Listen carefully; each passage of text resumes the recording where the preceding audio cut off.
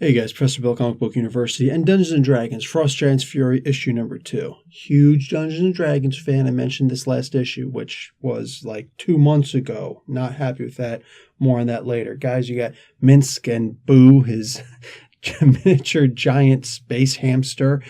He's a ranger. You got Delina, the wild magic sorceress, moon elf. You got Criddle, the half-elf and rogue thief. You got Shandy, the halfling, regular rogue. I don't actually know what her subclass should be. We'll see. Nonetheless, I'm always partial to the halfling rogue, so... And then you got Neris. She just joined last series that they were in, where they went against Strahd and Ravenloft, and she's a cleric. Guys, they were just saved by a Dragonborn, golden-skinned Dragonborn, golden scaled anyway, on their way to Fireshear now to get some warmth and a pint and something, get some rest, because they're hurting and they do not have winter gear.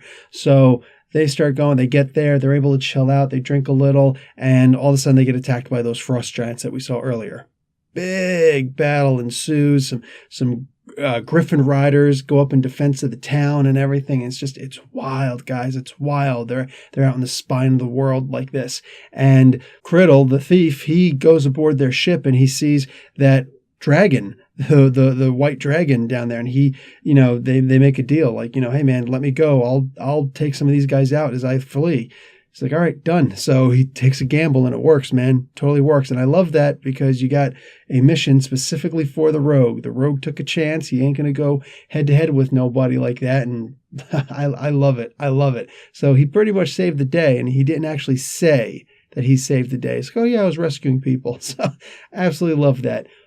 Love it. Oh, never underestimate the rogue. But hey man, that's how you get backstabbed. So I enjoyed this issue. You get to see a little beating, and then the frost giants left. One of them actually got frozen in place. Go figure. He failed his save, numbnut, and they're going to be able to interrogate him now when he thaws out.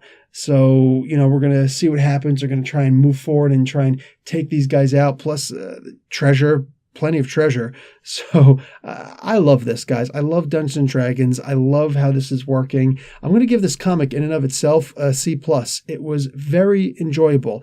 Now, I'm especially going to be talking here about the art, okay? Because, look, the story, Jim Zub, good stuff. But the art, Netho Diaz, my man, I'm going to make this recommendation, okay? Aside from one or two small things that I didn't like about the drawing, like there was one side drawing of the Dragonborn's head that I didn't like, and there was one piece of art where I had to look at where Minsk was jumping on top of a frost giant's foot, and I couldn't really make out what was going on. It actually took a couple of, retakes to look at this and figure it out. But aside from that, this guy belongs over in Marvel. All right, I'm just saying, because they need all the artists they could possibly get. Guys, I just had an interview with Aryo Anindito, a Marvel artist from over in Indonesia. I actually just did that the day that I'm recording this, the morning of. Go and check that out. Huge fan of the art, huge fan of artists, period. But like I even said to him on there, that's the reason why I'm bringing this up, is we need a lot of, good artists to come over to Marvel, because they don't have enough good artists. So this guy, and maybe it's a female, I don't know who Netho is. Sorry. But yeah, I think that Netho needs to come over to Marvel. Just my recommendation, bud, if you're taking a look, or if this gets back to you. Guys, Professor Bell, Comic Book University, class dismissed.